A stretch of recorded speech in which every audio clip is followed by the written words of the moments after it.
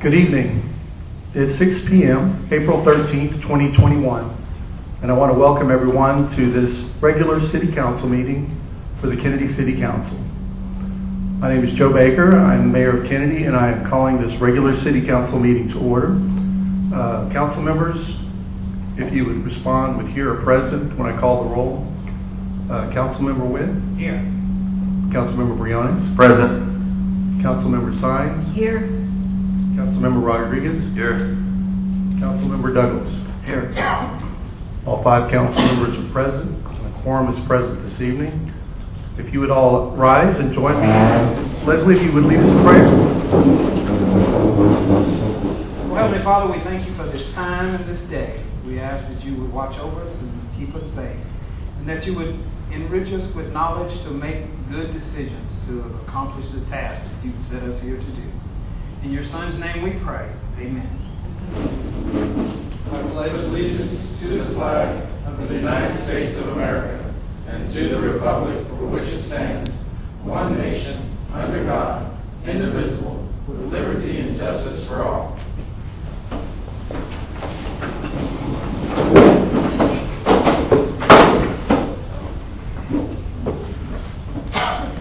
The next item on the agenda is citizen comment, and we have one person signed up for citizen comment. Chris Davis, can you please come forward, sir? Yes, sir. Mr. Mayor, council, staff, and Mr. Lynn, just wanted to make myself known, introduce myself. I'm the site manager for Waste Connection. My name is Chris Davis, and so kind of recent, new to the organization here in Seguin, and just want to make sure that I'm available to you guys, and y'all understand that our commitment isn't just to be a service provider to your city. We want to be a partner. So I know there's probably been some history and everything else, and we want to work through anything like that.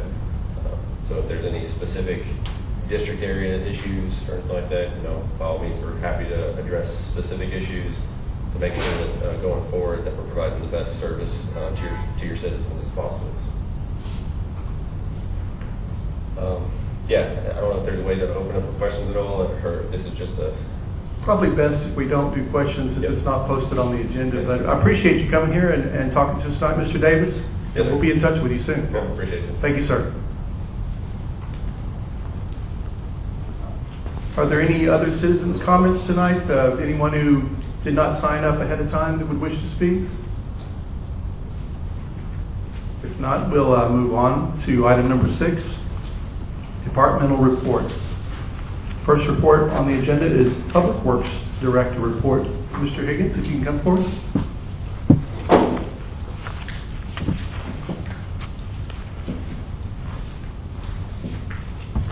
Good afternoon, Council, Mayor. I want to start off a little bit by talking a little bit about some of my guys here for just a second. Hector Salinas is the water superintendent and is over the water treatment plant and over other areas of the water distribution system. Hector has a Class B surface water license and a Class C groundwater operator's license. Our water treatment plant is a reverse osmosis water production. Reverse osmosis is a water purification process that uses a partially permeable membrane to separate ions, unwanted molecules, and larger particles from the drinking water.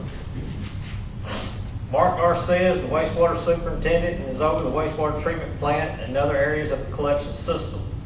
Mark has a Class B wastewater treatment operator's license. The city's wastewater treatment plant is considered an oxidation ditch, for lack of a better word, and is made up of a circular or oval-shaped channel complete with mechanical aerators installed into the system, and is permitted for 1.5 MGD with a capability of a 2.0 MGD. Joe Hernandez III is the street superintendent and is also over the parks. Joe has been certified in all fields pertaining to the operational and heavy equipment, road repair, maintenance, and construction, concrete testing and materials. He also has a CDL. He's certified in CPR, first aid, stop the bleed, and traffic controlling and training. The water department pumped from our wells this month this past month, 56,473,000 gallons. Water produced for distribution was 33,960,945 gallons. Water metered for consumption, 26,411,800 gallons. We had 18 water leaks, give us a water loss of 2,320,026 gallons, which averages out to 6.83% water loss. In our daily operations of the RO plant, there is a long drawn out process to keep that plant going on a daily basis, and you'll notice here that we sample and test and monitor over 325 samples, testing, and gauges per day at just the RO plant. Just kind of wanted to let you know in a brief as possible how much work is involved there and what goes on at just that plant. The wastewater plant, we had no violations for the month of March of 2021. The treated effluent that we released back out was 35,624 gallons. We had 4 SSOs that we had over the month that we reported to TCEQ. In the street department, we patched using over 124 cubic yards of Type D asphalt. We hauled off 36 trailer loads of brush. We mowed, weed-eated, and cleaned 14 roadways. We worked approximately 15 days out of Johnny Bearfield doing concrete and other facility maintenance that was needed. We also hauled off approximately 17 dump truck loads that were left over from contractors that nobody wanted to admit that they owned. So possession is 9/10 of the law, so it became ours. So we had to haul it off to try to clean it up.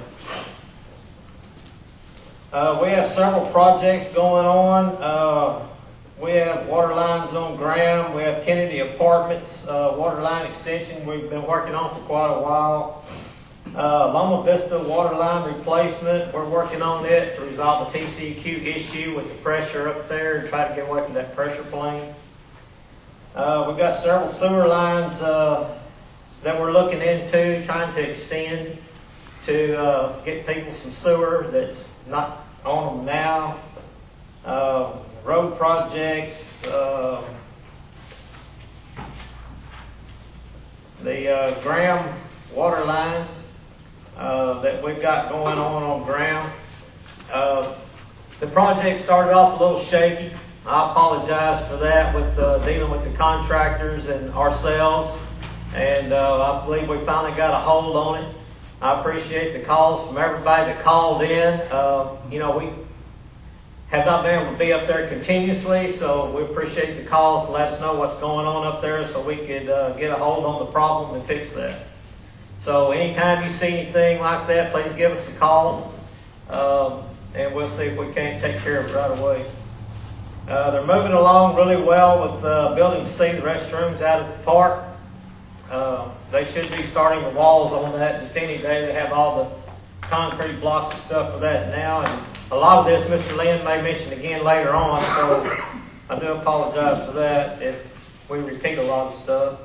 Reports completed for the month that's required. We have the MOR for the water treatment plant, the DLQOR. All that's been filled out and it's been submitted. It has to be submitted by the 10th of this month, and that's for the first quarter. We took our monthly bacteriological samples. We done our dead end main flushing, our net DMR for our wastewater treatment plant, MER for the monthly effluent report, and our yearly Texas Water Development Board yearly water audit. I completed that and got that off. And our biotoxicity samples completed for the quarter. And I'll open it up. Does anybody have any questions? I have one question, Jerry. I see 2 reports in here. I don't know who they belong to. There's no signature and no title on one of them other than Mark's monthly report. Do you know who that belongs to? Mark's monthly report? Uh-huh. I'm sure that's the wastewater. Okay. And that is Mark. Mark is the wastewater treatment plant superintendent. Mark Garcia.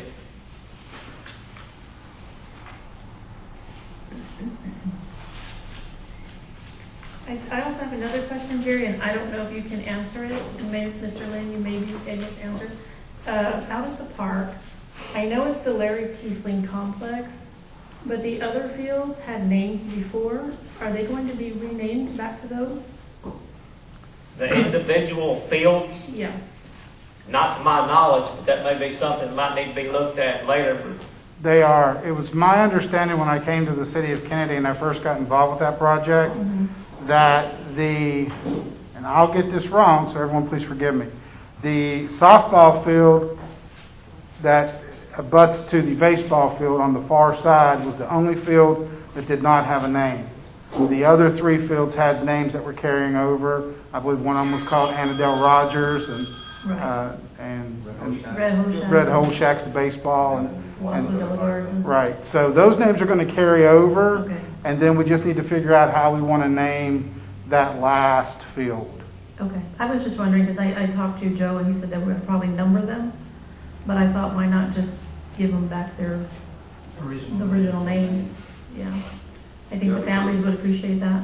Those names were voted on by past councils. Well, what we'll do is we'll do a combination. We'll like Red Hole Shack. We'll say Red Hole Shack Field or whatever it was whenever they were dirt fields, and then we'll put in parentheses field number 1 or number 3, like that, for those people who get hung up on numbers. We can always do something like that, but I definitely was going to keep with the named fields. Yes. For the sake of tournament brackets and things of that nature. Yes. Having them numbered is also useful. For space, yeah. Yes, sir. And then I know I spoke to you, Mr. Lynn, about all of the things that I have seen out there. Are we working to get those resolved? We are working to get those resolved very diligently. Okay. And meters, Jerry, have we completed all meters, changing out meters?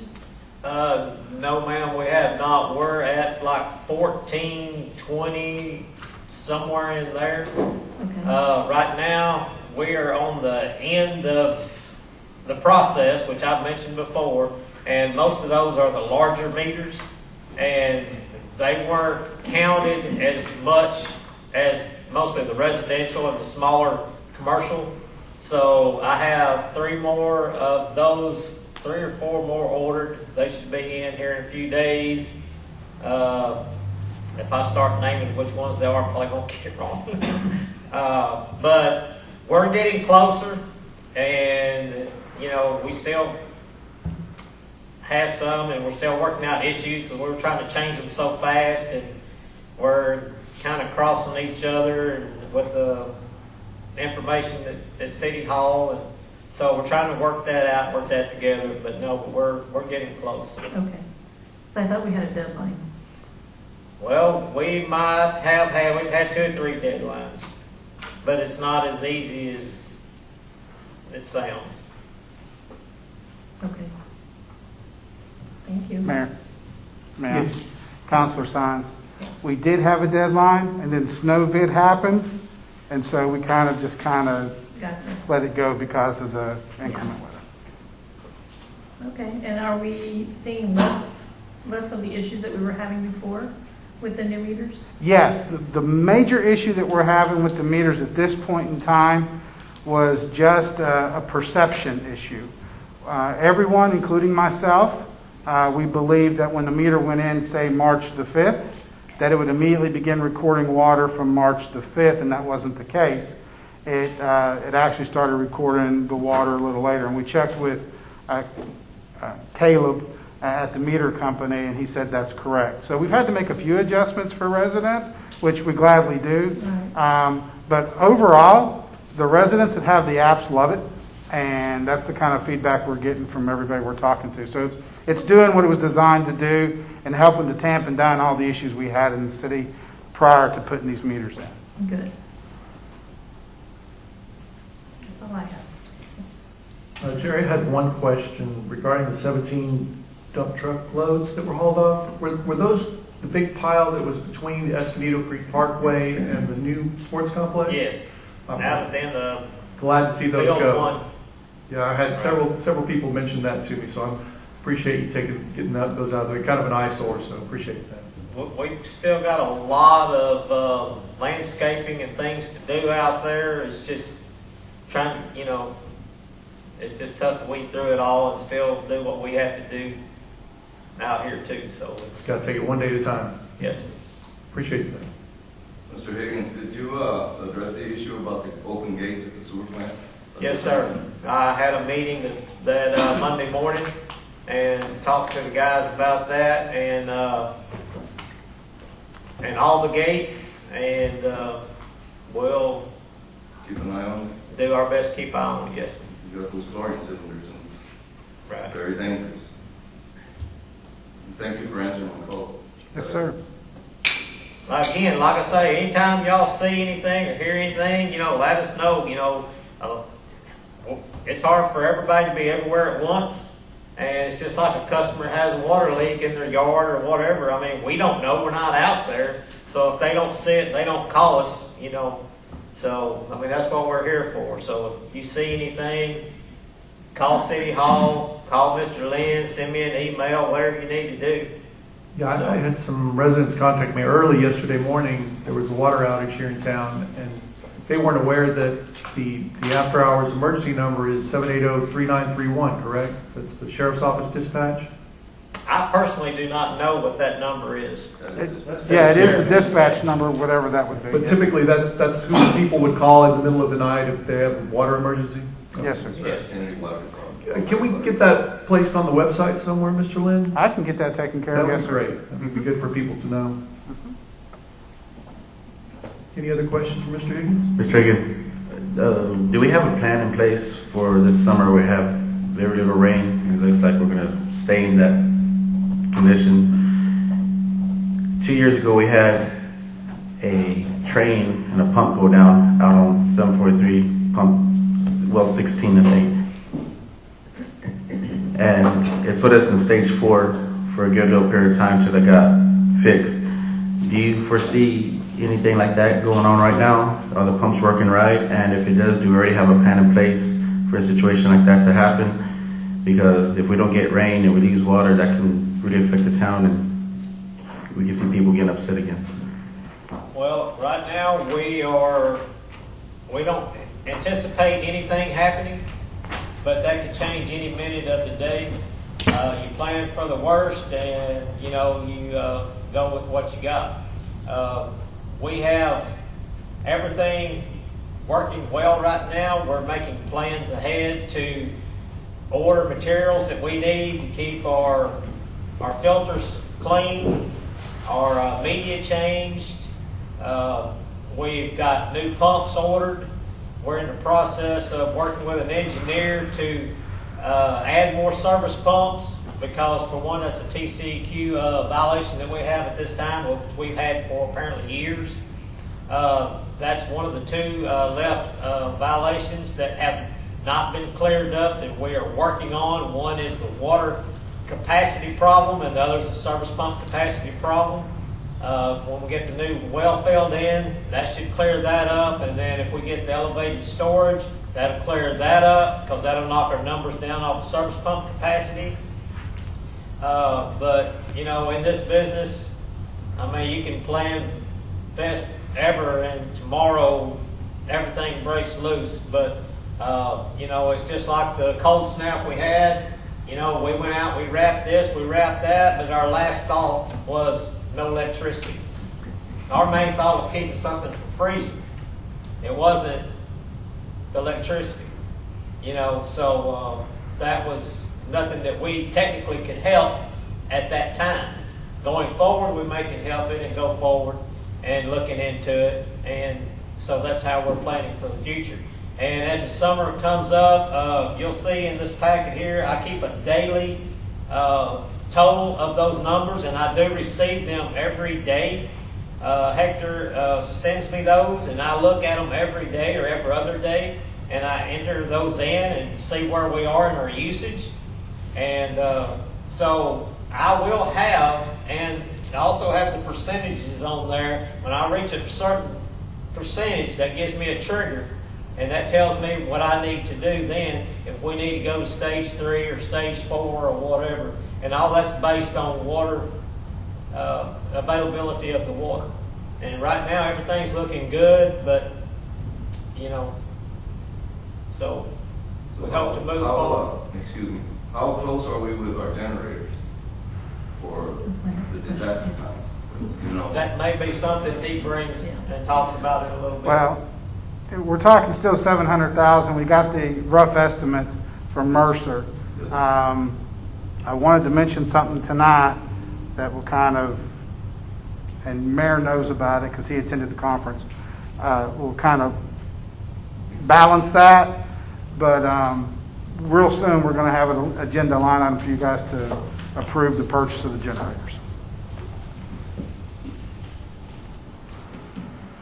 Any other questions for Mr. Higgins? There's no further questions. Thank you, Mr. Higgins. Appreciate the report. Thank you. Next item on the agenda is the police chief report. Chief Ash.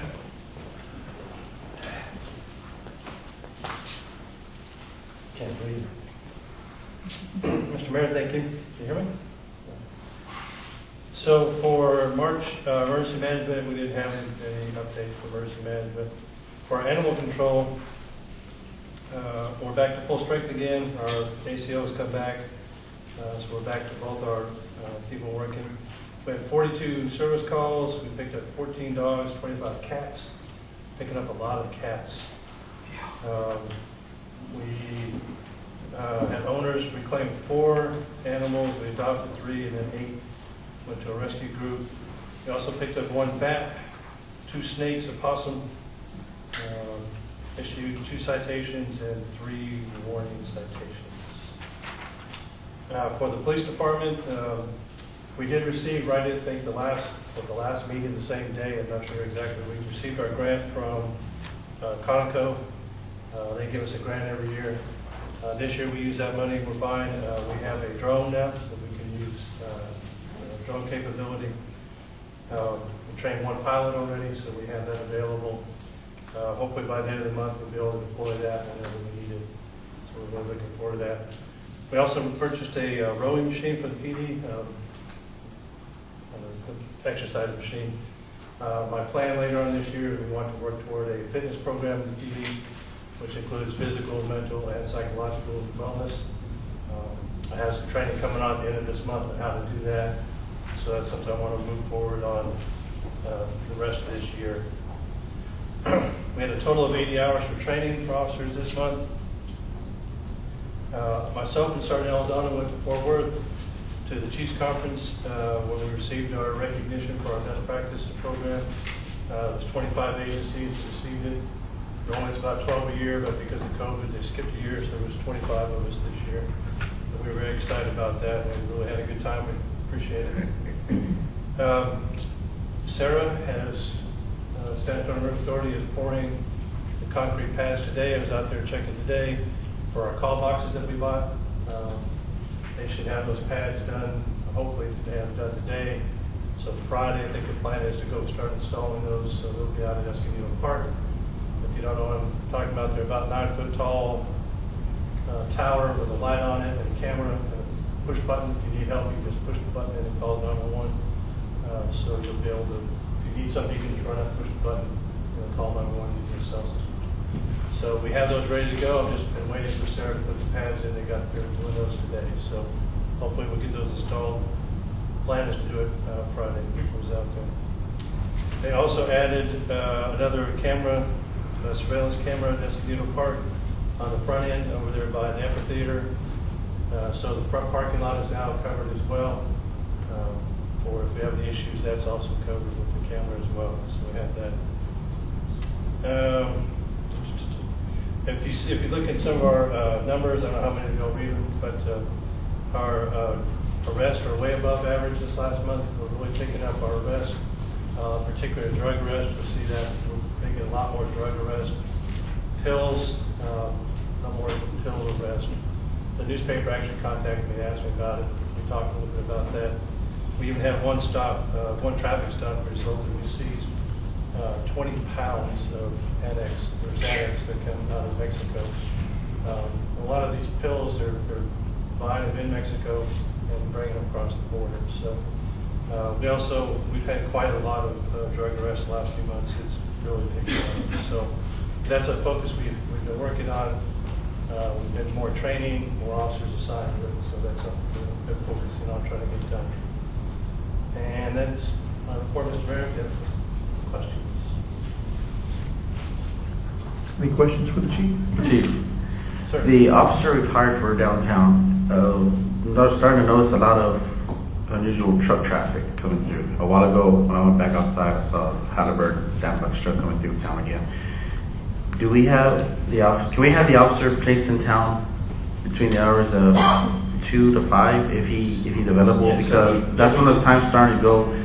People are starting to get a little worried. The elderly, I've had people talk to me at HEB as well when I'm working. They come to my line and told me if I could ask that question. So I did. And yesterday, I was going to HEB right there by Jerry B's. He made a real sharp turn, hit the curb, and came, say, from me to Leslie from hitting that light pole.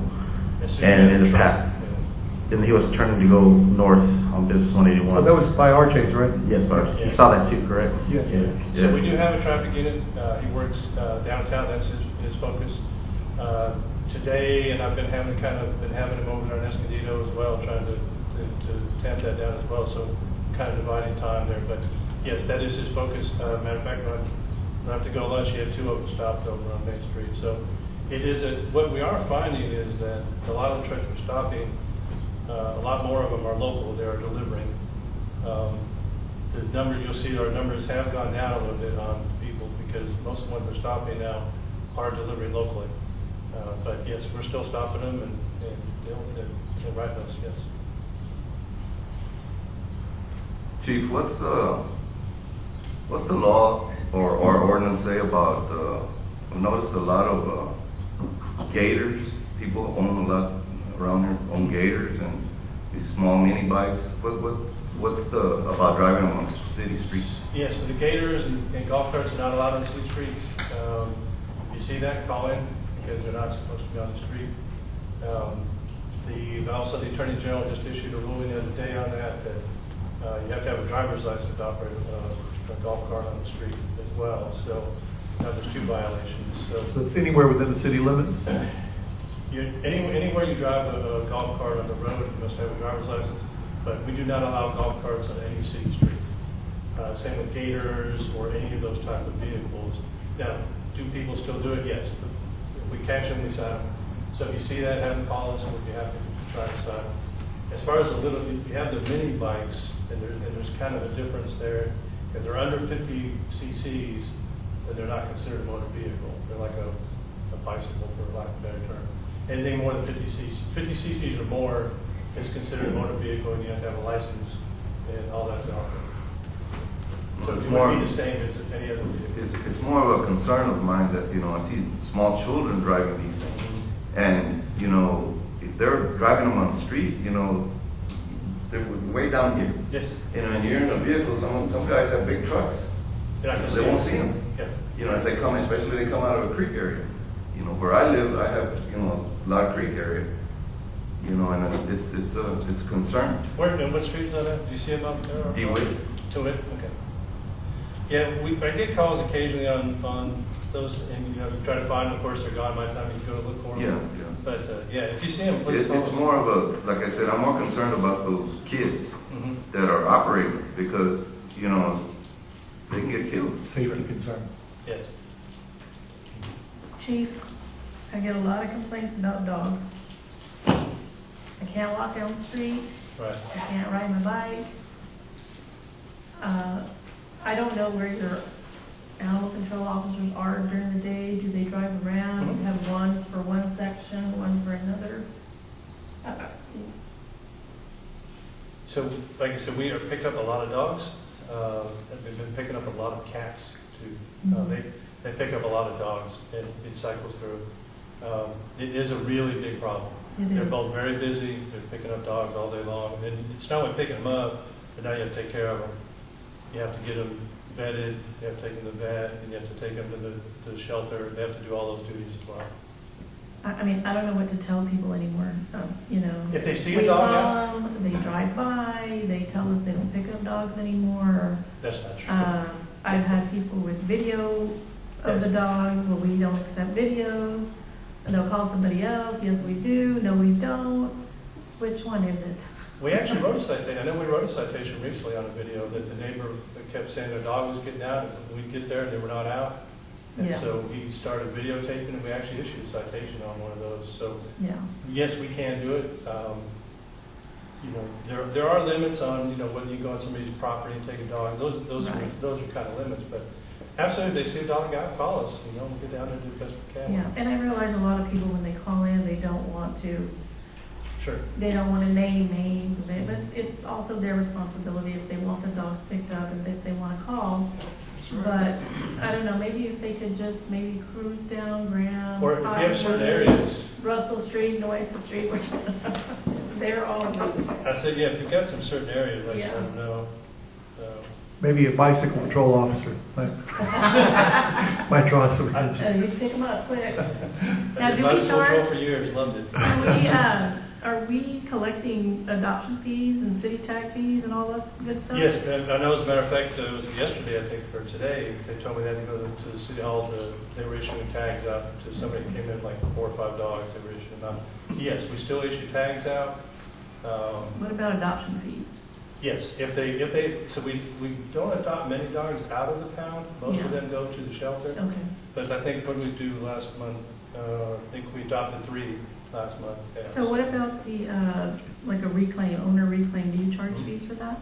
They are issued a citation. Or is it a citation? So the way the ordinance reads is, if you have a dog at large and you come claim it, this ordinance says you must be issued a citation.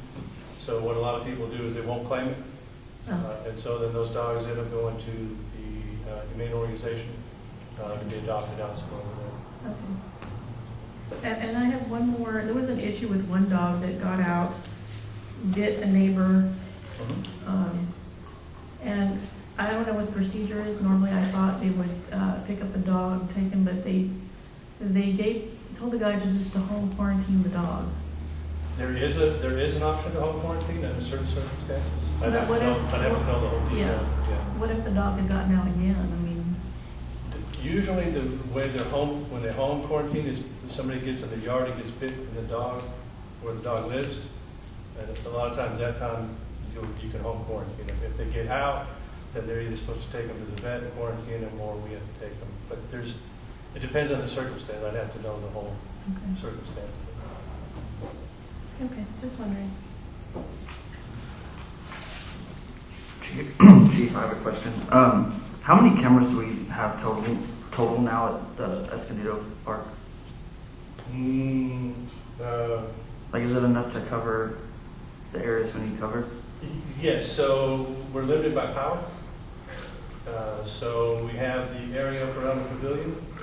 That's all covered with cameras, and then the area, the driveway up front. The walking trails, there's nothing, we don't, because there's no power. And the call boxes, where are those going to be installed? Those will be on the walking trail. So as there'll be one at the pavilion and the other 3 on the walking trail. So as you go on out toward the back, there'll be a call box back there. So if you have an emergency, you can run it and hit that button there. And is there a plan? Are we only putting call boxes at Escondido, or are we putting them at our main city park as well? Right now, just Escondido, and the main reason the manager and I talked about it, we were concerned about the walkway at Escondido that goes in the back. It's kind of hidden in some dark spots back there. That's the reason we want them back there. Over in Gully, it's all open and I think pretty well lit as well. So, but there is now. We do have some cameras in Gully as well, Right. out there in the out by the pond and all that as well. Those have been hooked up as well. Okay. Any other questions for the chief? Chief, what was the number of call boxes? Is it 2 that's going in? 4. Oh, 4. Okay. Yes, sir.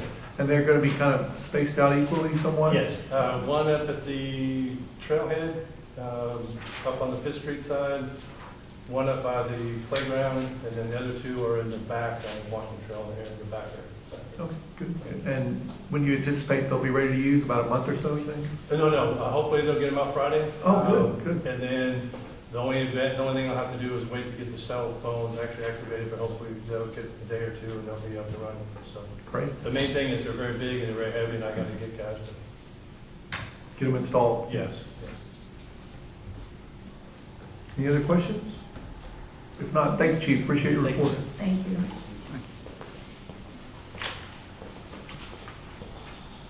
Next on the agenda is number 7, City Manager Report. And the first line item is departmental reports. City Secretary, Code Compliance, Fire Department report, staffing, current projects, future projects, current operations, and or future operations. Mr. Lynn?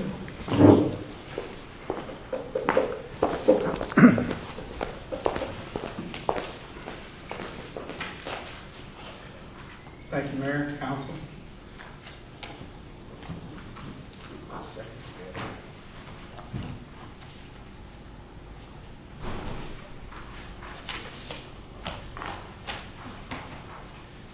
Okay, so as far as staffing goes, we'll talk about we'll acknowledge the elephant in the room.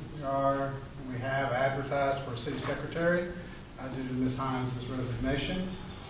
We received a total of 7 interested applicants who applied for the position. We conducted 7 telephone interviews with those 7 people. We then whittled that down to 4 candidates with whom we're going to do face-to-face interviews this week.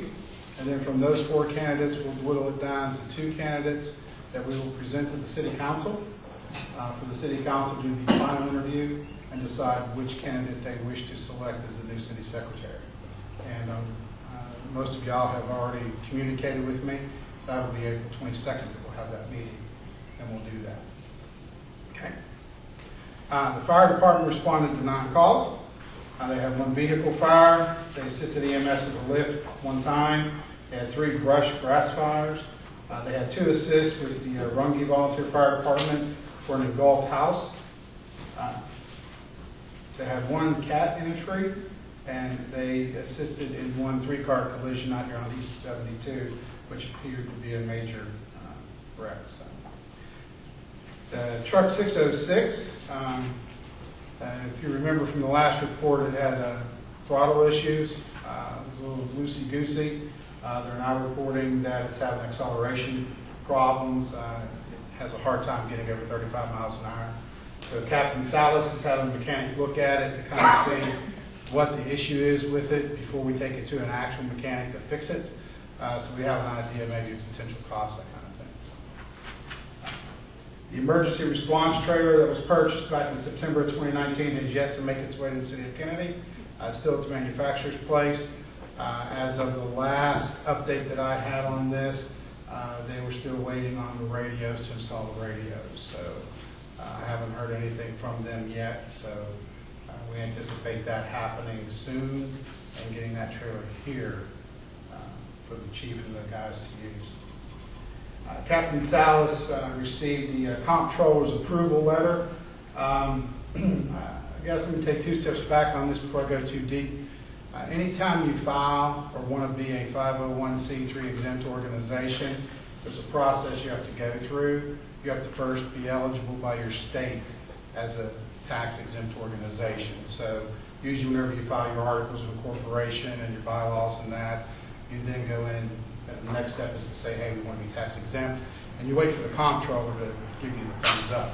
So Captain Salas received that thumbs up letter from the state of Texas. So the VFD is now officially recognized as a tax exempt organization within Texas only, and they are going forward with applying for their 501c3. They're partnering with Gully CPA to file the IRS Form 1023, and that IRS Form 1023 is the form you need to get the 501c3 designation. So they are moving forward with that. So all seems to be looking well for them getting where they need to be. Okay. Code enforcement, they issued 11 residential building permits, 3 for plumbing, 2 for electrical, 1 for HVAC, 4 building, and 1 demolition. They issued 2 commercial building permits, 1 electrical and 1 plumbing. Bureau Veritas, we're still using them for plan reviews and inspections. We had no plan reviews last month, but they did do 14 total inspections. 4 were residential electric, 4 were residential plumbing, 1 was residential flat work, 2 were residential framing, and we had 1 commercial electrical, 1 commercial framing, and 1 commercial plumbing. They sent out 4 violation letters via certified mail, 2 of them for litter control, high weeds, grass, shrub, those kind of things, and 2 are for dangerous buildings. Code closed 4 cases. 2 of them were accumulation of trash, junk, and rubbish, and 2 were overgrown grass, weeds, shrubs. They issued 1 911 address, and 26 residents partook of the roll-offs last month. The court, they saw roughly about 225 defendants. They collected a total of $48,325.88, and that resulted in a net to the city of Kenedy of $35,675.25. So the court's collecting a little bit more. Before I move forward, any questions I might can answer about those few reports? I have a question about the code compliance. Okay.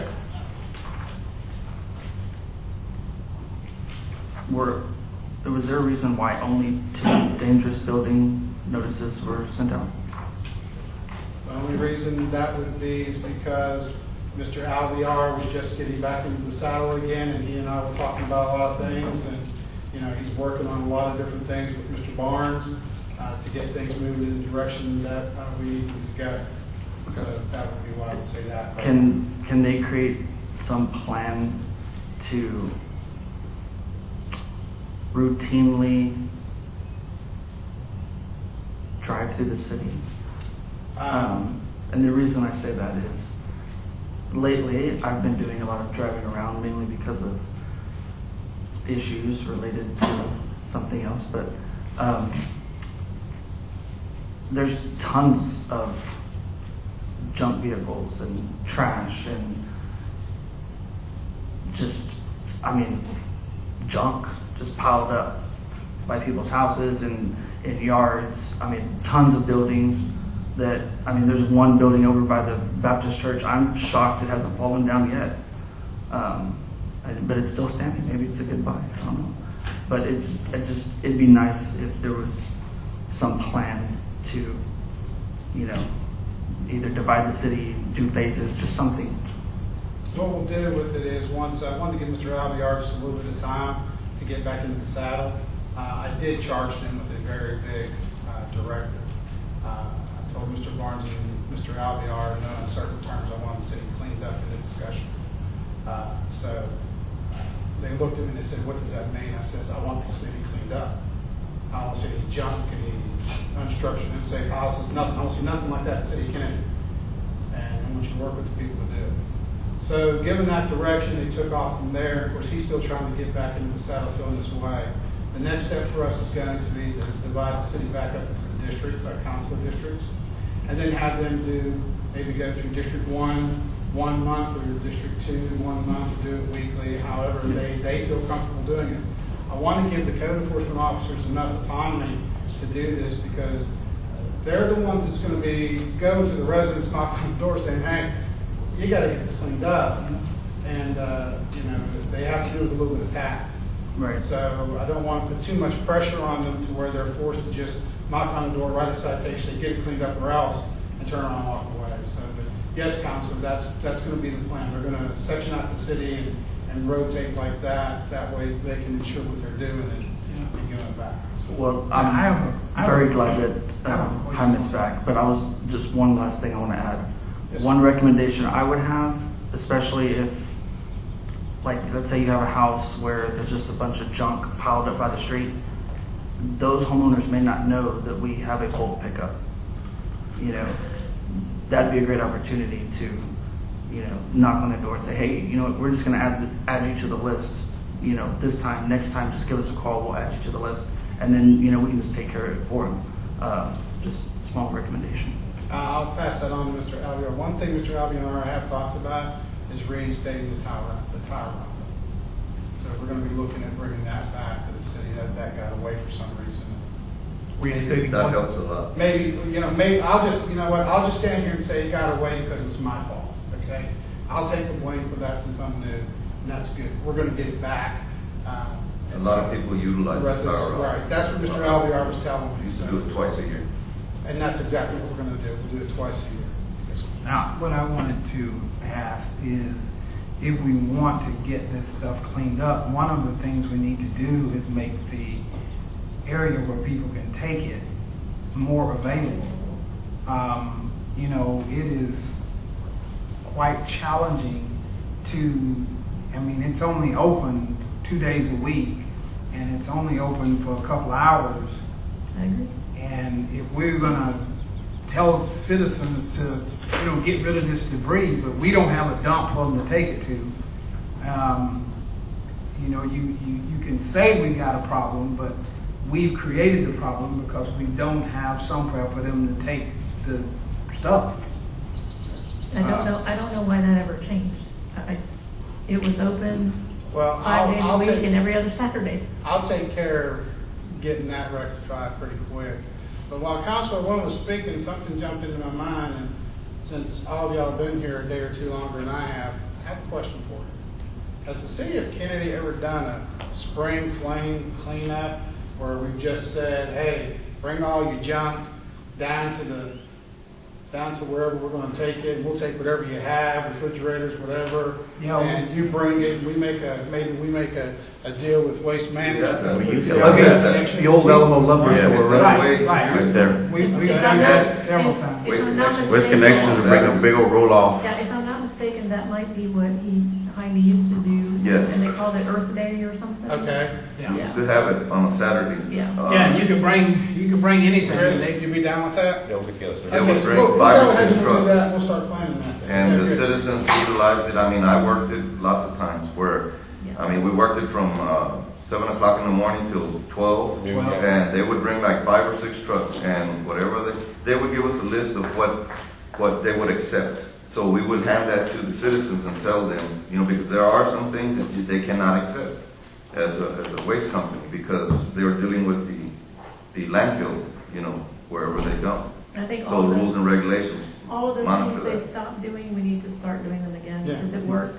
Yeah. Citizens would bring it. They would bring it down to the yard. Well, with y'all's support, which I just got, and with his support, which I just got, I'll give it to Mr. Alvear, and we'll put it together, and then we'll talk about a date that we want to make this happen, and then we'll set it up and make it happen for the residents of Kenny. How's that sound? I would recommend that we get with the county to make sure that we're not doing this on the same date, because the county has, He always coordinates. He's I think good. they have one coming up. Yeah. Yeah, that one's coming up. It's But coming up. they do it at the show barn, but still, Yeah, we won't step on their toes. that way, because if somebody might miss that and say, oh, I forgot about it. And then we advertise, okay, we're doing one in the city of Kennedy. So I think it would help not having, With ours, having it it too would close. always just show the water bill. We would be there, Right. we'd go and greet the citizens, and they'd show us their stuff, and we knew that they were from City of Kennedy, so we would allow them to dump. Yeah, we'll make it happen. It's not a big deal.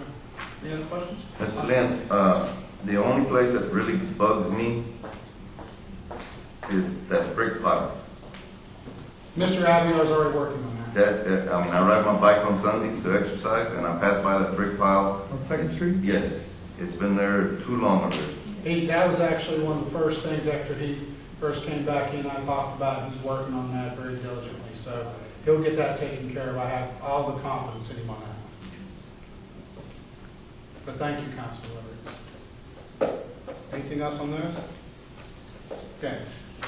Remember last month, when I gave my city manager report, we talked about what Chief Ash coined the phrase, a snowvid happened, and how we were taking the residents of the city of Kenedy, and we had people who were on payment plans at that time, and we forgave their payment plans, and then we were forgiving water and sewer to help our residents out because of snowvid, okay? And a couple of you all made rose the question, as well as some people from the audience. And I told you all I'll bring those numbers to you tonight and let everybody know what that total came to. So I have those numbers. The interesting thing about these numbers are when we get into the financials, they didn't hurt us on the water and sewer side all that much, so keep that in mind, please. We forgave a total, and this is the total first, we forgave a total of $116,830.39. Okay, that was the total number that we forgave because of snow due. The way that broke down was we forgave $7,493.20 on payment plans. We forgave $60,176.99 in water charges, and then we forgave $49,160.20 on sewer charges. So we helped the residents out financially to the tune of $116,000. Okay. Our city auditor will have our financials ready to be presented to you, the council, and mayor on the 22nd of this month. So be prepared to hear Mr. Allman talk about that. One of the things, Mr. Dudnick was up here at a prior council meeting, and he raised a concern about something going on in the legislature this year that affected the municipalities. And I've been watching the bill through its stages in that. It's Senate Bill 10. For those who are tuning in for the first time or don't recall, Senate Bill 10 relates to the use by a county or municipality of the use of public money for lobbying activities. The long and the short is, if this bill passes, we will not be able to be a member of TML and use TML, their benefits that they use, which is they're essentially lobbyists for the municipalities. And they do a very excellent job for us. The key phrase is the use of public funds. And when you're talking a government entity, there is no such thing as private funds. The moment a fund comes into the government, it becomes public funds, whether it's a donation or whether it's through revenue generating streams such as water, sewer, or whatever. So there is essentially, this is going to handicap municipalities and their ability to keep things going. And I did kind of bring y'all up on another bill that's floating around. Right now, the Constitution of the State of Texas and the codes, the government code in the state of Texas allows us to have elections, but they're nonpartisan elections. And there's a bill right now that's looking to change that for everyone in the state of Texas, making them partisan elections. So just a couple of the things that TML has been watching real heavy there. So the last I heard on this bill last week, it is still, and the word they used, left pending in the Senate. So it hasn't progressed anywhere. So it's still in the Senate, this SB 10. I can't say that from the mic in a meeting, but I will say this. TML and a bunch of municipalities, mayors, city managers, and council members from around the state have voiced their opinion in opposition to this already. So it's getting a lot of exposure. So there's ways to do that if anyone was interested. Mr. Lynn, quick question on that topic. Does that also apply to school boards, or is it just city elections? That would apply to any election that's covered under the government code. So school board and city elections, a candidate would have to declare a party affiliation in order to run. That's the way I understand it at this point. That'd be a big change. Yes, sir. So then we would be having primaries, and not something we want. But so, as I alluded to earlier, Mayor Baker attended this meeting. It was one that I was not there for, but I found out about. On March the 11th of 2021, President Joe Biden signed into law the American Rescue Plan 2021. This is listed as public law number 117-2. This law allocated $19.53 billion to municipalities with populations of less than 50,000, so that includes us here in Kenedy, to assist with costs incurred during the coronavirus pandemic. The disbursement of these funds is set to occur in two separate disbursements. The first disbursement will occur within 60 days from enactment, or roughly around May the 11th of 2021. The second disbursement will occur 1 year after the first, or roughly about May the 11th of 2022. And the eligible uses of this is these funds can be used for responding to the pandemic or its negative impacts, which includes assistance to households, businesses, nonprofits, small businesses, mind you, or aid to impacted industries such as tourism, travel, or the restaurant, hospitality industries. We could use the money for premium paid to eligible workers who were performing essential work during the pandemic. We could use the provision for government services to the extent of the reduction of revenue during the pandemic or from the pandemic. So if we see a decrease in revenue, we can use the funds to recoup that. As I mentioned a while ago when Mr. Higgins was up here and y'all asked me about the generators, we can use that money to make necessary investments in water, sewer, or broadband infrastructure. Those generators would qualify for that. I say all of that background to say this.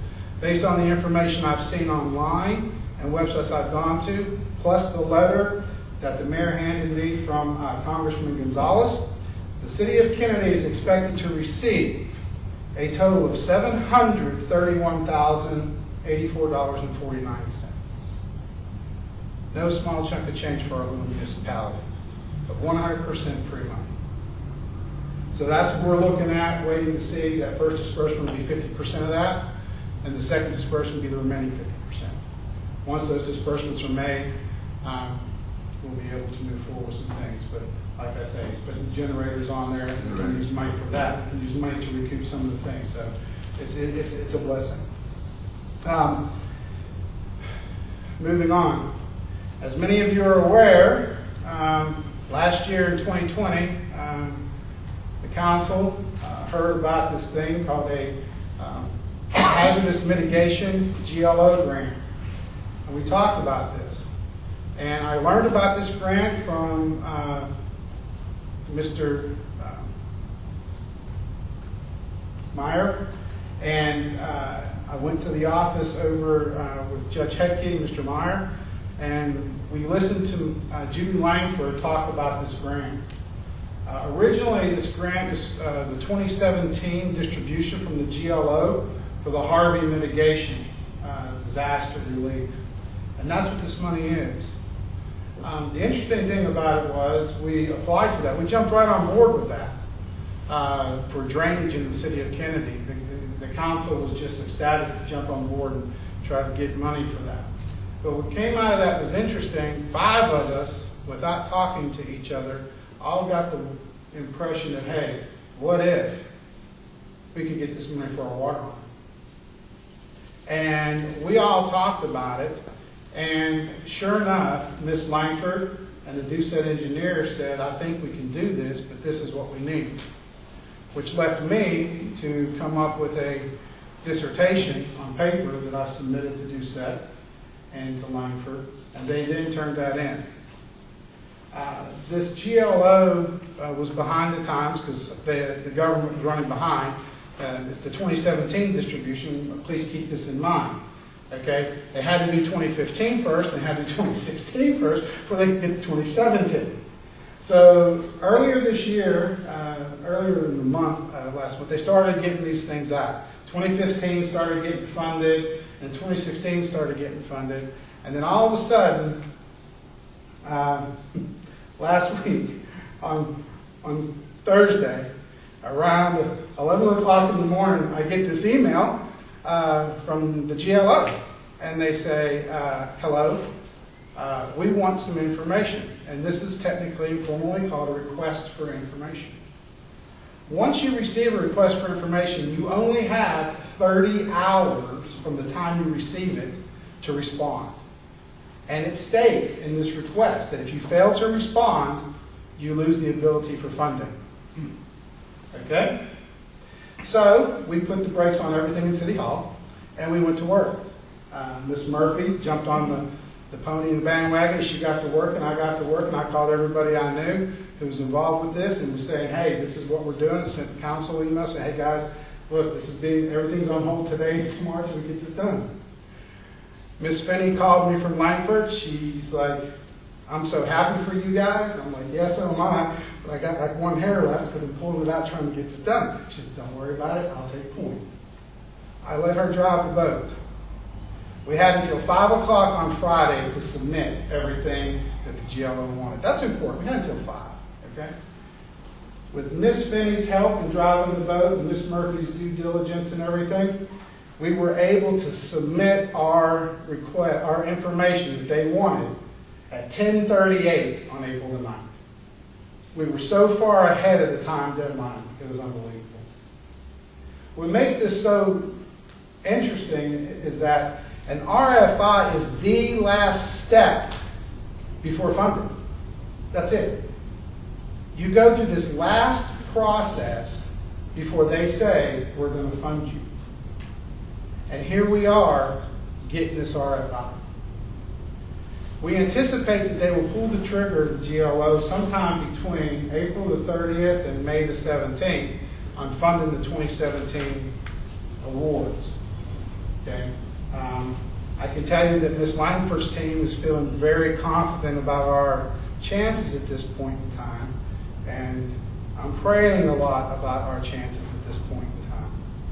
But I will tell you this, that should we get blessed with this money, it will be $49 million that we will receive, and there will be a 1% match. That means our water transmission line and our elevated storage tank that's built into that will only cost the residents of Kenedy approximately about $490,000. And that is because of the council moving forward and taking a chance on that was sitting last year and being willing to take that risk. So, Brett? I'm also praying. Please. 49 million, 1%. And this means get we need no bond indebtedness for the people. That would mean no bond indebtedness. To put this in perspective, Mayor, if we went out for a USDA loan and we were granted a $49 million loan from the USDA, we would pay an interest rate of 1%. So this is a complete no loan, no debt, no nothing for the city of Kenedy on this. This will be a debt-free water line running 27 miles with an elevated storage tank in the tune of about 1 to 2 million gallon tank that we're going to bring into the city of Kenedy. So we get this loan, we get this grant, it's big things for the city of Kenedy going forward. And there are some other things that the council is aware of that I'm working on behalf of the city of Kenedy to protect our interests even further. Okay, moving on. March 30th, 2021, the ACOG, or Alamo Area Council of Governments, they held a strategic planning workshop to develop a strategic plan for Karnes County. They invited a whole bunch of government officials and city managers and some other prestigious persons from the county and out there. And we had a nice little show up. Ms. Casper was part of that day. And I think things went very well. The one thing we decided on in that meeting that was a definite decision was that for the county, for Karnes County, we're going to do a 5, 10, 15-year strategic plan. So we're going to have an overviewing one and then a mid-range one and a short-term one. One of the things ACOG wanted us to do, and that's, well, it's like, what am I going to do? Wave this around like a flag? And it's probably what I'm going to do. Anyway, they gave us these little sheets right here to bring home their surveys, okay? And the surveys has information on things that the residents can fill out, things they like to see, like streets and roads, traffic control, parking, things of that nature. Then there's a community preparedness sheet, and there's kind of like a SWOT analysis sheet as well. Okay, so what I'm going to do after tonight is I'm going to put this up on our website, and what I would like is I would like the residents of the city of Kenedy who want to participate to go to the website sometime tomorrow afternoon, give me time to get it up there, and to pull this down and fill this out. Because this is vital information that the ACOG wants in order to put the strategic plan together. However, this is going to serve a dual purpose. We here in Kenedy, we need a strategic plan for our city by itself. And the plans are for us to do a 5, 10-year plan. And what I intend to do is take the information that the residents and the governing body use on this and use that to incorporate into our own strategic plan as well. We'll also have a grassroots meeting. I'll talk a little bit more about that in a minute. So if you could, if the residents will fill this out, and if you, the governing body, which I'll email these to y'all, will fill yours out. If everyone could have them back to me by April the 30th, I would appreciate that. That way I can get the information off of it for our city, and then I can compile it together and get it ready for our meeting that we're going to have sometime in May back over at the courthouse again. We're going to have another meeting. I can get that to them there. So I would appreciate that. But anyway, I want to get everybody as involved as we can in this. This is another big thing for the city right here, as well as the county. So I'll let you all know about that. So I mentioned this grassroots thing. COVID kind of hindered the city of Kenedy last year with me. Normally when I do budgets, and I did it online through Facebook Live, which was not my first preference, I bring the residents in, we sit down, we get rid of the tables, we get rid of the ties, we get rid of the jackets, we don't record, we put everything in a circle, we have tables sitting over there with water and cookies, and we have just a jolly old time talking about budgets, what a municipal budget is, how to do one. They even actually get to do a mock budget. There's things that they will be able to do with telling us where they think some money should go. I mean, it's the residents' money after all. They should have a say in some of it. We didn't get to do that last year. We're going to do that this year, and that's going to kick off budget season. So when you see the grassroots meeting come out, you know budget season's begun. We're also going to do a grassroots meeting here real soon for a strategic plan. And we're going to advertise it about a week ahead of time on Facebook. Invite the residents down here to the auditorium. We'll set the auditorium up. We'll have things. We'll sit down. We'll chat. Then get them involved. We'll have them perform a SWOT analysis, tell us things. Just get them as involved as we can in getting their ideas and what they think about things. So just to let you all know, I will be putting that on the city's Facebook page about a week ahead of time. So I'm looking probably around first week of May, maybe the around that time. Trying to watch how that coincides with council meeting and election and all that kind of good stuff else we've got going on. So there's just that for y'all to know that that's going on as well. Some of the projects that we have going on in time. Mr. Higgins touched upon the Building C, so I won't touch upon that again. But Dirt Boys has begun clearing out the area in the back of the sewer complex where the ravine's going to go for the drainage, and they're making headway there. It was anticipated they were supposed to start with a reclaimer down on East Main yesterday and today, but they haven't got that far just yet. But a reclaimer will be coming to East Main to tear up the roads there. What will happen is the reclaimer will come in under half the road, they'll tear it up, chew it up, spit it back out, and they'll do the other half. So it won't be bumpy like that anymore like it is, but it'll be down to the base. And then they can do their stuff, and then they'll start rebuilding the road on top whenever they're done laying all the lines and everything they're going to lay. The Carrizo Well project is a really interesting project in the timeline of things that happened. I'm not sure if everyone on the governing body knows just how close we came to this not happening. The Carrizo line was, and I'll give credit where credit's due because I believe in that. It was Ms. Shaw's idea originally. And she went out and she figured out where we could get the water. And she went out to Union Pacific and she negotiated with Union Pacific. Okay, she did a good job doing that, and I'll give her credit for that. It was a wise foresight on her behalf. The thing about it is, though, is that the deal did not get finalized until November of 2020. So, Ms. Shaw didn't finalize this. She didn't purchase it. She just spearheaded the brainchild of this is what we need to do. The feasibility study had an original due date of May 15th, 2020, which meant that there was supposed to be a closing date by June.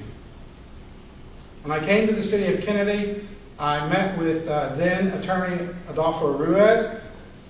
I met with representatives from Texas Land and Right of Way and Wet Rock, and representatives for Hanson were absent, but we had them on the phone. My first question to everybody was, where are we? The answer was, nowhere. I said, how much percentage complete are we? And they said, 5. And I looked at them and I said, you're telling me you've had this in your hands since January of 2020, it's March of 2020, and you're only 5% accomplished, and we have a deadline of May 15th. There's no way we're going to meet this deadline. I looked at Adolfo and I said, we need to tell UP, I want more time, and I want 120 days, and I don't want a day less. Adolfo looked at the contract, found the force majeure clause. Fortunately, COVID had just hit. We enacted the force majeure clause. We asked for 120 days. UP originally bucked at that.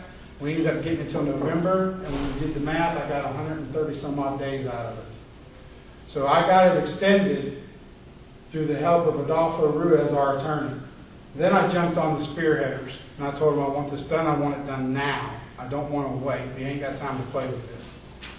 Mr. Brown with Texas Land and Right of Way picked up the charge at that point in time. The city council was made aware of everything going on at that time that I was doing, and they stood behind my decisions 100%. As a result, we own the land. We own the right of way, and we own most of the land all the way down. And we closed that deal in November of 2020. I state that because the GLO grant we started working on shortly before we closed the water land right of way deal. And it was the suggestion of Ms. Langford that to prove that we needed the money to go ahead and drill the wells at our own expense. And we did. And the city council back then, they jumped on board with that, to drill the wells. And that brings me to this. Carrizo well number 1. Weisinger has completed development work with the isolation tool. The crew is currently working on moving the drilling rig and auxiliary equipment off-site to make way for the test pump equipment.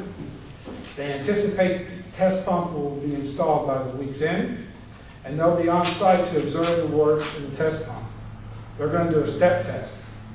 The step test will be rated at 1,000 gallons per minute and maintained at that rate until a stable pumping level is achieved for a period of 1 hour.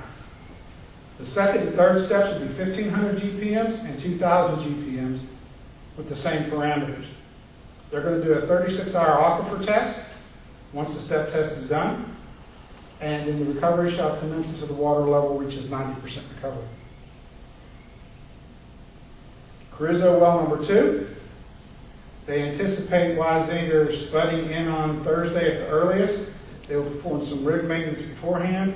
They expect to have Carrizo well 2 drilled in approximately 8 weeks. Their target date for completion is mid-June. What does this mean to the city of Kenedy? This means water is coming to the city of Kenedy. We have got holes in the ground south of Poth, and we're going after that water, and we're fixing to start getting ready to extract it. The timing is starting to fall into place. If council remembers the map I laid out about how aggressive to lay the pipeline I had, things are starting to fall into place right now. This water should be flowing to our residents at the max within 19 months. So, just to let you all know, this is where we are. Let the residents know that we are very close and the wells are coming along wonderfully. And that there's financing going on. Any questions? I have a question regarding the survey you were talking about. Yes, sir. Of course, we would need approval from these entities, but one recommendation I would have, instead of just posting it on our website and just our Facebook, reach out to the school district and the chamber. They have avenues to reach multiple people through email blast, school messenger, things like that. It might, one, be a good partnership, I think, but two, they might, like for example, the chamber has business connections. Those people may not live here, but it could affect them. So they might want to weigh in on improvements for the city and things like that. Just, simple recommendation. I know Jillian's here, but well, I didn't want to just call her out. Would you be willing to help me with the school? I can definitely do that. Okay, and I can reach out to. If you once you email it to me, I'll okay. talk to Dr. Burr and Thank see you. if we can get that sent out. Yeah, most definitely. I agree with that concept, Douglas. Anybody else? Any other questions for Mr. Lynn regarding this topic? I have one, Mr. Lynn. Yes, sir. Mid-June, do we need to complete all the work at the well sites before we begin installing the pipe? Or can that begin sooner? That can begin sooner. We've got Crusoe well number 1 practically done. That's what all these tests are for, okay? So once they're done with all the tests and everything, Crusoe well number 1's going to be ready to go. Just all they got to do is put in the cooling pumps in that, okay? So if you remember, we're going to cut this thing up into 4 teams. And we're going to have 4 crews working this pipeline. That's how we're going to get it done so quick. So we can start putting pipe in anywhere along the line. So by the time we would get an award letter and then go through the process of signing the contracts, all that kind of stuff, and getting everything going, you know, we're buying time for the wells to continue to go. So we're going to be fine. So we may be able to see a groundbreaking for the pipe, the water transmission line somewhere in the same time frame, summer? I could safely say that if everything falls into place in the timeline I gave, that we anticipate the GLO to fund things and we're successful, seeing breaking ground somewhere on a pipe late July, mid-August. Can we get gold shovels? This is exciting. This is what this is going to be the first time. If I can, Almost 20 years. I'll tell you what, I'll go out and buy shovels and a can of gold spray paint, and I'll spray paint for you. I think that's a moment, absolutely. Yes, it is definitely There's a going to be moment. a lot of people excited to water their grass anytime that they want to. Yes. There's water out of the tap that tastes clean and clear and delicious. We're all looking forward to that. Yes, it has been a long time coming for this municipality, and it's actually been far too long. So, but yes, it's exciting times. It really is. Mr. Lynn, I have one question, and I didn't see it. I forgot to ask Jerry, and I know you know about it. The signage for Mr. Cruz. Will there be a dedication ceremony for him, or? Would you all like a I had dedication to ask. ceremony for him? Because Nice. we can do whatever you all wish to do. If you all wish to have a dedication, I can make a dedication happen. I think it would be nice. And I'm going to gather by your suggestion, you'd like a dedication, so I'll make a dedication. Well, you waited a long time. Yes, and I 2 will tell years you, ago, and we finally got it done, so. and it looks awesome, by the way. Yeah. I think I sent a copy of the picture. I mean, that just, Yeah. those people who did that just looks totally awesome for Mr. Cruz. I was just, wow, when I saw that, so. Yeah. So definitely, and the websites are, everything's got the I see. old, new logo. So go in there. So, all right, very good then. Anything else before we move on to financials? I'd just like to say, you mentioned the website, it's come light years from where it was 6 months ago, and I want to thank you for that and the gentleman who you contracted with to make that happen. I've been browsing it. There's been so many things added that I'm so glad to see there. Packets, for example, that the public can access, agendas, minutes, all the things we asked for, and then things we didn't even anticipate that are good to have there. So I appreciate the work done there. There's still a few things here and there that need to be updated, a little bit here, but for the most part, it's really come a long way. And when I get some time, I'll make a list of those and email it to you. And I would encourage the council to do the same. If you see something that's out of date that needs to be updated, just let Mr. Lynn know, and he can pass it on to the person who's working on the website. But it's come a long way, and I really appreciate it. Thank you. He does a really great job. That's why I like him. And just to let all the residents of Kenedy know and the governing body know, my mom lives in East Texas, and she called me the other day, and she was telling me about her friends who live in Kilgore and Longview and Tyler, and they were ranting and raving about our website. So it's getting some noticing. People who know about Kenedy that's not in Kenedy are actually having a lot of positive things to say. It's a very important thing in this day and age, so it's looking good. Yes, sir. And you are working on, you told me that we're going to get a sweeper. Yes, sir. Yes, we are working on that. We're probably going to end up purchasing the Temco that has a non-CDL for about $270,000. We have money in the budget we can use. And then but we're not going to get rid of the old sweeper.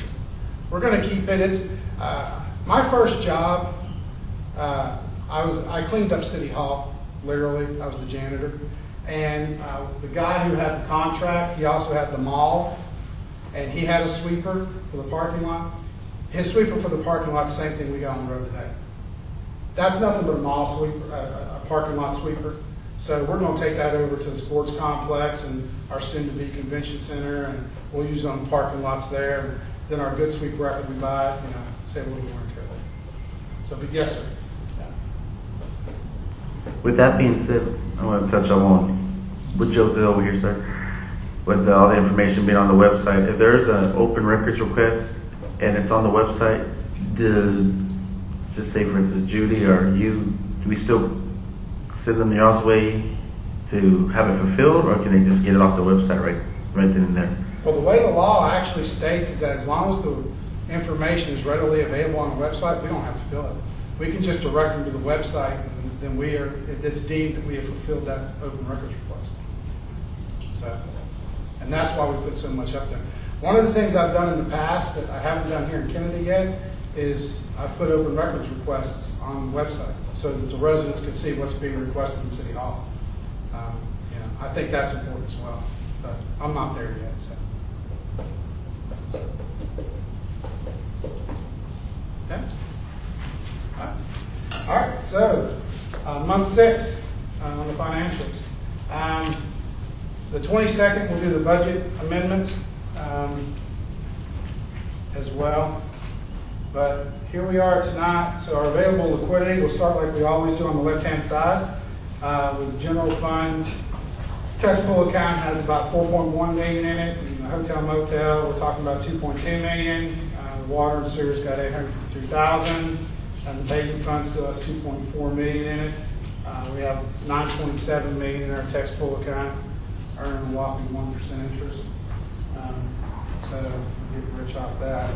The cash in our bank at the time of this was $1.9 million. So our total available liquidity was $11.6 million. And that gives us about 7.4 months worth of expenditures. So we're still good. We're still within the 6-month mark. So we're doing real good. The revenues for the month, our benchmark number, of course, since we're halfway through the year, is 50%. On revenues, anything over 50% is awesome. Anything under 50% is, well, it's an opportunity. The general fund, we're sitting at $431,000 for the month, and we're about 28.9%. I will tell you from last month that was about roughly a 7% increase there. So we're still kind of underperforming there. The water and sewer account, and this goes directly back to what we forgave. $555,000 is what we took in. That put us at 50.78%. So if our benchmark's 50% and we gave away $100,000 and we're at 50.78, we're still doing better than our budget, even helping the residents of Kenedy. So, which I knew we would be. So we're at $986,000 in revenue for the month, about 37.8%. So revenues are kind of underperforming, but again, that goes back to when we made those big cash purchases at the first of the year where we transferred money. Transfers are not considered revenue, but they are considered expenditures if you spend the money. So, so we don't book it as revenue, which is GAAP, by the way, in case y'all don't know, which is generally accepted accounting principle. So the expenditures for the month, the general fund's at $472,000, about 67.82%. So, and we're a little bit over there, but we were over there because we spent the money for the big purchases. So we're underperforming there. Water and sewer is at $420,000. They're at 41%. So they're outperforming the budget, which is good. The total expenditures for the month are $892,000, and we're about 57%. So we're almost perfect overall. So we're in good shape still. Real good shape. Any questions?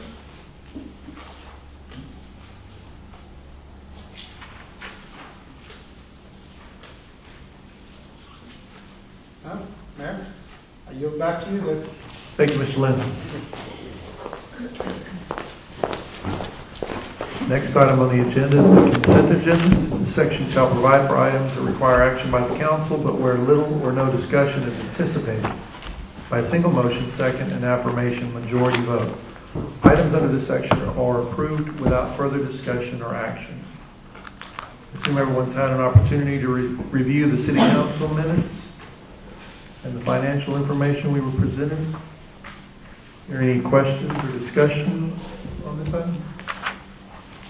If not, I would entertain a motion. I'll make a motion, we go ahead and accept the city council minutes and item B, approve the financials. I'll second. A motion and second. Mr. Lynn, if you can call the roll. Councilor Wynn. Yes. Councilor Briones. Yes. Councilor Sines. Yes. Councilor Rodriguez. Yes. Councilor Douglas. Yes. All in favor? All voted in favor, motion carries.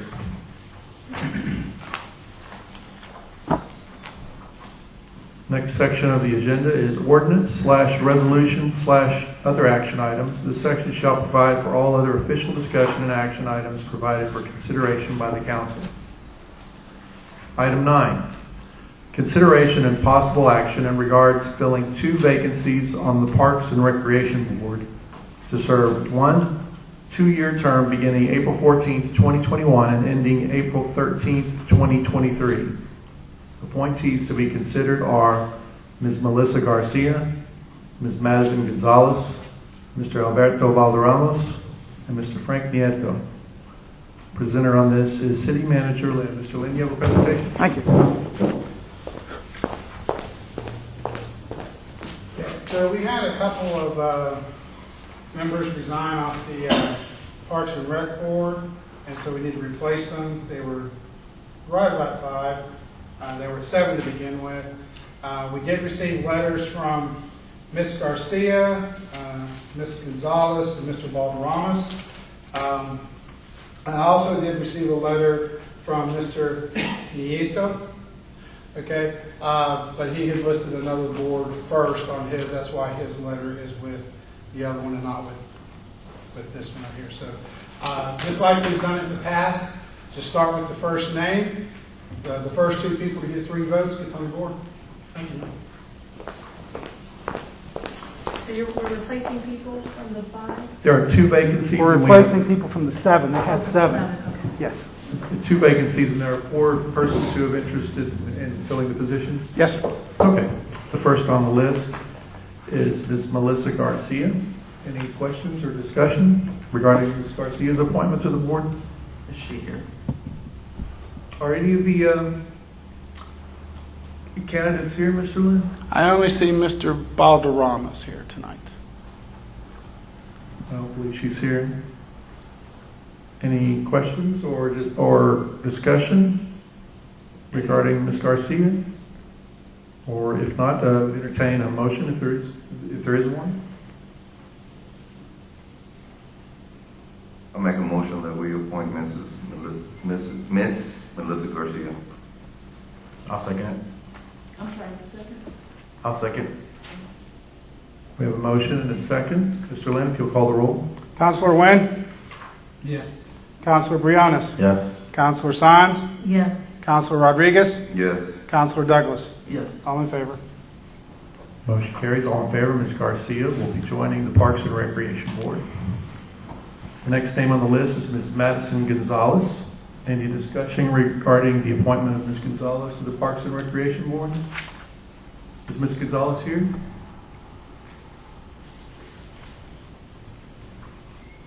If there are no further questions or discussion, I would entertain a motion regarding Ms. Madison Gonzalez. I'll make a motion that we appoint Ms. Madison Gonzalez to the Parks and Rec Board. I'll second it. We have a motion. I'll second. Mr. Briones seconded the motion. Mr. Lynn, if you'll call the roll. Councilor Wynn. Yes. Councilor Briones. Yes. Councilor Sines. Yes. Councilor Rodriguez. Yes. Councilor Douglas. Yes. All in favor? All in favor? Motion carries. So those are our two appointees for the Parks and Recreation Board. Is that correct, Mr. Lynn? Yes, sir. Okay. Moving on to item number 10. Consideration and possible action in regard to filling two vacancies on the Planning and Zoning Board to serve one 2-year term beginning April 14th, 2021 and ending April 13th, 2023.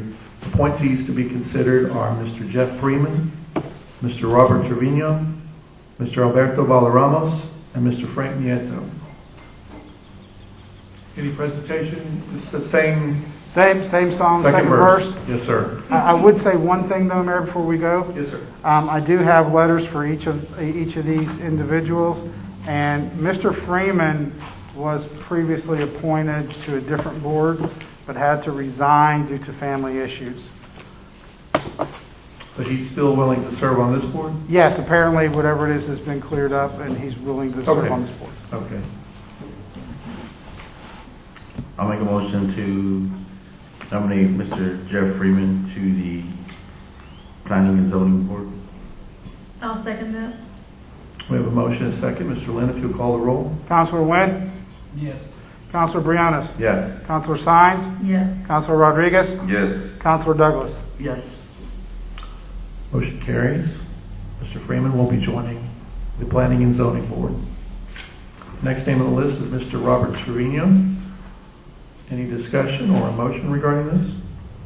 I'll make a motion to appoint Mr. Robert Trevino to the Planning and Zoning Board. I'll second it. We have a motion and a second. Mr. Lynn, if you'll call the roll. Counselor Wynn? Yes.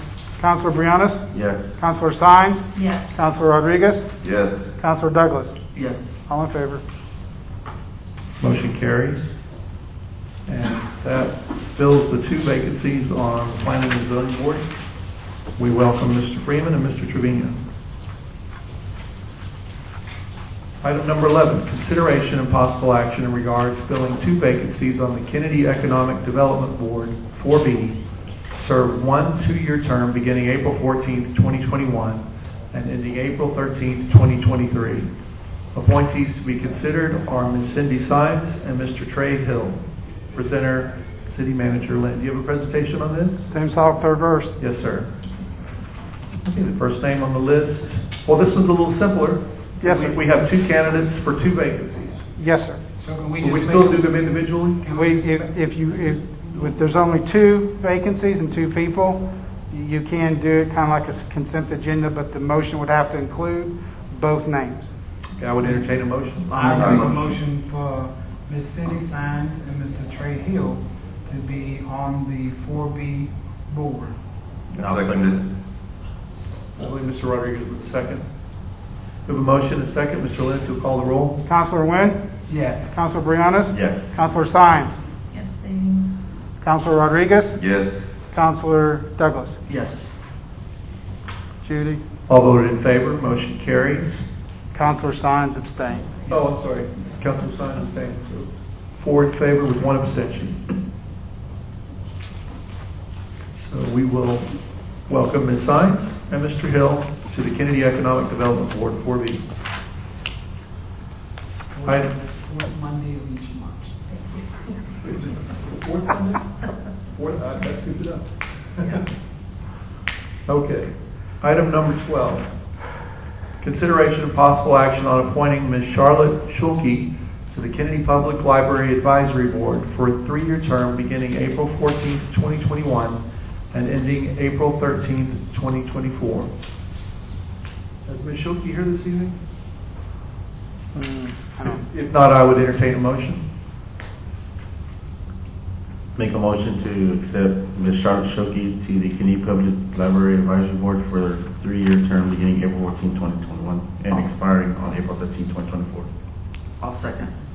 You have a motion second. Mr. Lynn, if you'll call the roll. Counselor Wynn? Yes. Counselor Brianna? Yes. Counselor Sines? Yes. Counselor Rodriguez? Yes. Counselor Douglas? Yes. All in favor? All voted in favor. Motion carries. Item number 13, the consideration and possible action on re-advertising for requests for qualifications for engineering services regarding the City of Kenedy Convention Center. Presenter, City Manager Lynn. Mr. Lynn? Yes, sir. Thank you. Okay, so we advertised for the engineers, like we had the workshop, and we were like, we're going to go for an engineer. We advertised for the engineers.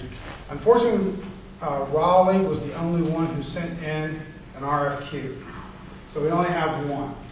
So the situation is this, and that's why it's on the agenda tonight, is I can repost this, and we can see if we get another one, and then I'll reach out to Raleigh and see if they want me to keep their RFQ for consideration then. And if we get another one, then we have a couple to bring to council to talk about. And if we don't, if Raleigh's the only one at that point in time, then we just deal with it and we can move on. So I'm kind of looking for council direction. Here's which way y'all want to go. Where are we posting this? Okay, so we posted on TML, and then we posted with the Beeville, which goes Beeville and Kenedy, and then we do Victoria, and then I usually grab Seguin or San Marcos. I try to stay, I try not to go as far as Austin or places like that, because they're going to be doing a lot of traveling, and we don't have to pay travel expenses. Can we include San Antonio, Corpus? I can go, yeah, I can post it in Corpus if you Either like. one of those, I mean, or both of them. Just thinking, you know, if Because that's what that's we not that hard. advertised before and only got one. it Yeah, might we be a need good to idea. open it up a little bit more. I'll do that. I'll go to those two bigger metropolitan areas. So if y'all want to do that. Do we need to put that in the form of a motion? Yes, because I need to be told to take action. Okay, is there a motion regarding this item? I'll make a motion that we re-advertise the request for qualifications for engineer service regarding the City of Kennedy's Convention Center, and we also advertise in San Antonio and Corpus Christi. I'll second that. We have a motion and a second. Mr. Lynn, if you'll call the roll. Counselor Wynn? Yes. Counselor Briones? Yes. Counselor Sines? Yes. Counselor Rodriguez? Yes. Counselor Douglas? Yes. All in favor? All voted in favor, motion carries. Item number 14, consideration of possible action in regard to declaring the old sports complex field lights as surplus and establishing a price to sell them to the City of Post Little League. Presenter, City Manager Lynn. Mr. Lynn? Thank you. Okay, so Last year, we had some interest in the lights down at the sewer plant that came from the complex. I was instructed by council to go out and get a price. So what you have there in your hands, in your packet, is a copy of the minutes where I said how much they were. That Musco estimated they were about $30,000 to $60,000 in value. Earlier tonight when I was on my cell phone, Mr. Richards had reached out to me from the 4B, informing me that the 4B is the one that actually bought those lights, and that their desire was for them to go to somebody who could use them at a very inexpensive price. So what we are looking at doing tonight is we first would have to, in a motion, have to declare them as surplus, okay? And then we need to decide on a price, because we do have a potential suitor, and that would be the Post Little League. Now, when we did this for the thrift center with the fencing, we charged $1 for the fencing, about $300 for the fencing, okay? And that was at the recommendation of the city attorney. So my recommendation is this is a great deal. We have the stuff. We're a larger municipality. We can help somebody out. I would recommend the city council that we first declare them a surplus, and that we would be willing to more or less give them away for nothing. And with our well fields in the neighborhood, it would be a very neighborly thing to do, I would think. That it would. And it would get rid of them because they're taking up a lot of space It's a on mess. the water Yeah. plant. And the It's a longer, win-win. and the longer they sit there, they're just going to get worse. They only have a 20-year warranty on them. So, so. Do we have to sell them, or can we? No, we just- right. The city attorney recommends, and I agree. We'll sell them for $1. Yeah, Sell them for right. $1. So, for example, a motion would be, I make a motion to declare the lights from the old ball field surplus and to sell them to the Post Little League for the sum of $1. That kind of would be like a motion. Okay? I can't make it. I'll go ahead and make that motion to declare our lights that are at the sewer plant, old lights that we had at the baseball field as surplus, and that we go ahead and sell them to the Post Little League for $1. I'll second that. We have a motion and a second. Mr. Lynn, if you'll call the roll. Counselor Wynn? Yes. Counselor Briones? Yes. Counselor Sines? Yes. Counselor Rodriguez? Yes. Counselor Douglas? Yes. All in favor? Motion carries. All voted in favor. The City of Pope appreciates the lighting. Hope they put them to good use. Item number 15, consideration and possible action in regard to declaring 93 gaming computer boards seized during the serving of a search warrant in February 2019 as surplus and directing the Chief of Police to properly destroy and dispose of them. Presenter, Chief Ash. Chief? Yes, sir. What we have, these were taken, we served a search warrant February 2019 on the game room here on First Street. At the time, instead of taking the machines, you take the computer board out of it so they don't function anymore. Those were forfeited to the Kenedy Police Department by the county attorney, so they're now our property.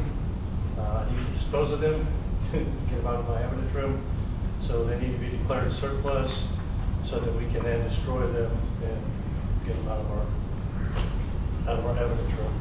They're just sitting there taking up space now. Any questions for the chief or any discussion on this? If not, I would entertain a motion. I'll make a motion that we declare the 93 gaming computer boards seized during the serving of the search warrant in February 2019 as surplus, and Chief Ash would direct you to properly dispose of them and destroy them. I'll second. We have a motion and a second. Mr. Lynn, if you'll call the roll. Counselor Wynn? Yes. Counselor Briones? Yes. Counselor Sines? Yes. Counselor Rodriguez? Yes. Counselor Douglas? Yes. All in favor? Motion carries. All in favor. Item number 16, consideration and possible action in regard to Resolution 21-03, amending the City of Kenedy July 15, 2020 adopted personnel policy, Section 7.04, dress, appearance, and uniforms, subsection uniforms. Presenter, City Manager Lynn. Mr. Lynn? Thank you, Mayor. Okay, so this resolution comes from a conversation with Councilor Rodriguez, which came from a statement I made to a group of our employees about boots. And at the time I made the statement, I was very accurate. I could not find it anywhere in writing where the city had agreed to purchase boots. Councilor Rodriguez, having been on city council at that meeting, informed me that they had in fact done it, and where to look, which I did look and found it, which is the long piece of paper you guys have, where it says in there that they are allowed to get a pair of boots on a yearly basis. It also states in there that the office personnel is also to be furnished uniforms as well. So we're looking at shirts for them too as well. Because we adopted the policy manual by a resolution, we can't just insert this. We have to have a resolution to modify a resolution, and that's kind of the way it works. So that's what this resolution does. If we were to look at the very back of the resolution, the actual section there, 7.04, is there for you. Again, any additions to this would be underlined, and any deletions would be a strike through. We're not doing anything with the first part of that. It's not until we get into the second paragraph where we start to add to the language of the personnel manual. Essentially, in a nutshell, what this says is that the city will pay for boots for the employees as part of their PPE, personal protective equipment, and up to an annual maximum of $100 per employee. So if he's already left for the night, so I'm going to use him as an example.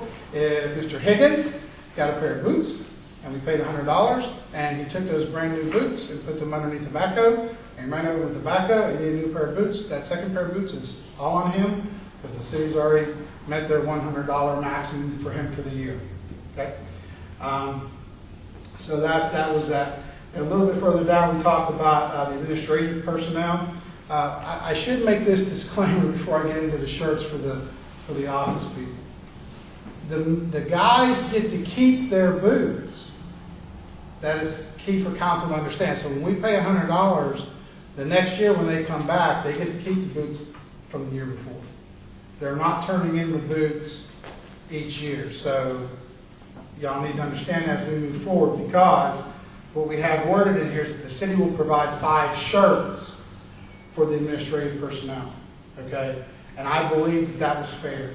Since the guys got to keep their boots, I thought it was fair that the city pay for 5 shirts for the administration. Now, we will require the shirts back of the first 5, but I do have it in here that anybody that's in administration can purchase a shirt at their own expense, like a 6 shirt if they have a style they like best.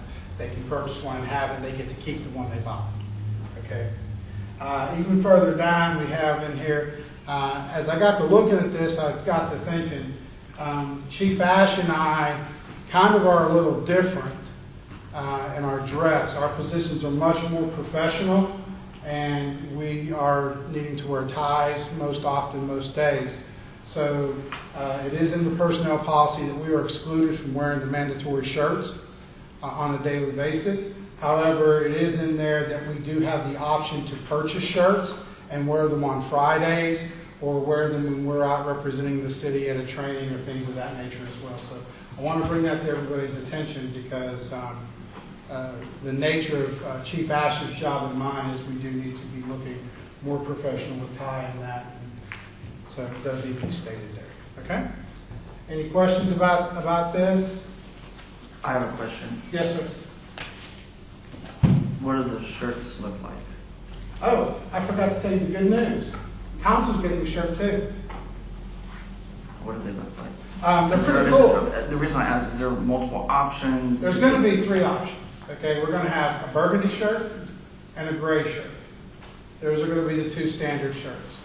And then they have this really, really, really cool Digi-Camo shirt, where the Digi-Camo is the state of Texas, in maroon, gray, and white. It is cool. So, and that's going to be the council shirts. And what style of shirt is this? Like a polo? No, it's a button up with a button collar. Oh, okay. So they're tuck-in shirts. They primarily come in short sleeve. You give them a long sleeve, you prefer a long sleeve, that kind of thing. So we'll give the administrative staff an option whether they want short sleeves or long sleeves. We'll give y'all an option as well where you want short sleeves. But yeah, they're pretty cool. At least I think they are. So it's just one style of shirt with color options, right? The Digi-Camo one, right, Judy, that's a different shirt altogether than the other 2. Yeah. The Digi-Camo one is a different shirt than the other 2 styles. The other 2 are the same style shirts, just different colors. And they're kind of like what they would call like fishing shirts or whatever. They're kind of flared in the back. They look real nice. They're kind of lightweight. You know, we're down here in South Texas. We don't want anything really heavy. So, I mean, if you want to see one, we have a whole box of the gray ones for the office ladies to try on in what used to be Miss Hines' office. Feel free to come and take a look at one. My only reservation, this is just my personal opinion, but fishing shirts are great if you're fishing. Not necessarily professional looking. These look really nice. I wouldn't land on them if they weren't. If they look like the stuff I got off the rack at Bass Pro, they wouldn't be being considered. And there's nothing wrong with those shirts, by the way. I own a whole bunch of those. So. And I can wear these every day, not just on Fridays. Right. Any other questions for Mr. Lynn or discussion? Is it mandatory that they have to wear them? Yes. Yes. So there's cohesiveness across Yes. council. It's part of the uniform policy. For the color you wear them today, but it would be mandatory that the office personnel is wearing the shirts. Yes. I noticed Fridays are jean days. Will they typically wear the uniform shirt with jeans on Fridays, or do they get to choose a different shirt on We Fridays? would let them choose, but that's kind of why I mentioned the Digi-Camo one, because it's kind of an oddball out there. If they wanted to wear that, it still looks, professional, but still kind of casual. It looks nice. So but we would let them on June Fridays dress down a little bit.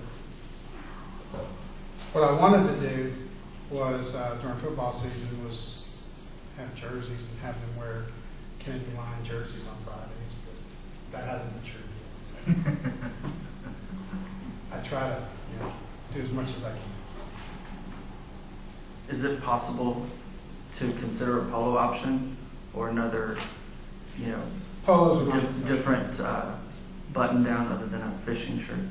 Well, I mean, what we're doing here tonight is you're just approving the resolution, okay? We're not actually picking the design tonight. I'm going to listen to the office personnel, and if they all say, we don't like this, we don't want to wear this, it doesn't look right, this doesn't fit me right, I'm going to find a style that fits them because I want them to wear them.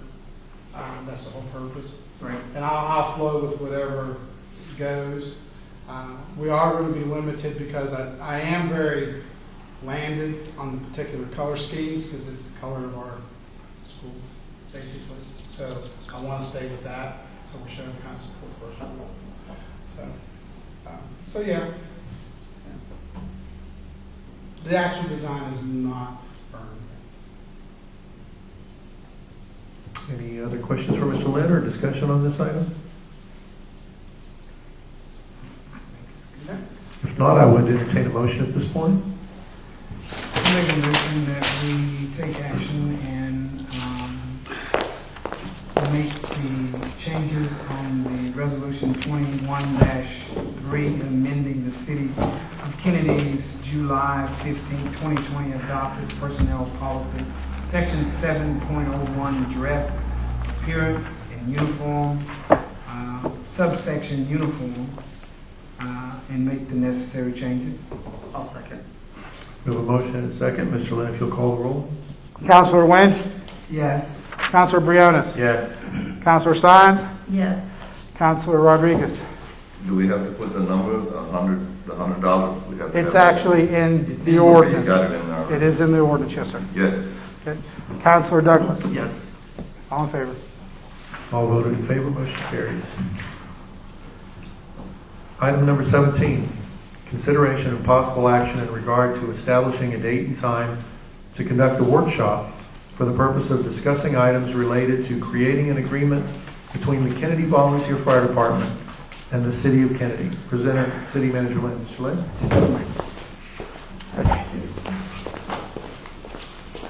So this is a carryover item from the workshop and the ordinance. This is just the next step that we have to go through.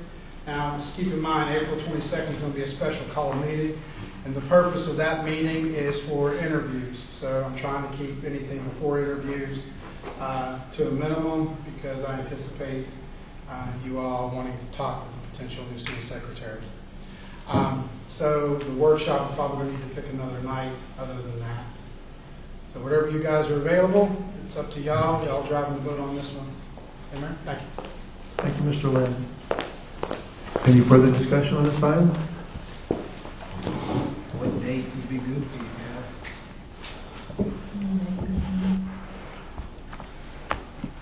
April 27th? Tuesday the 27th? That works for me. Does that work for everybody? I'll be attending a class for 3 weeks in Seguin for jailers. So I should be back by we get out of that at 4, so I should be able to make it. Looking at a start time of 6 p.m. or? Yes, sir. Yeah.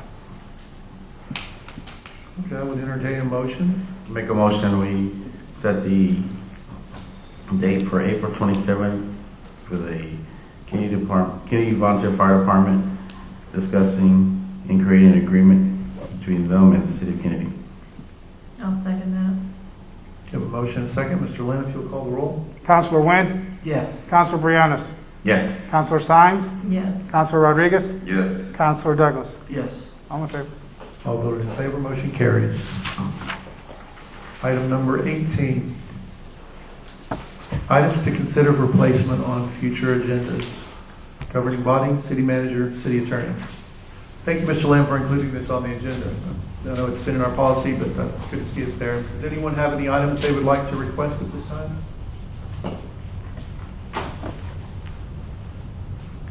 bring back the agenda, I mean, not the agenda, the ordinance that basically requires the two council members, whatever.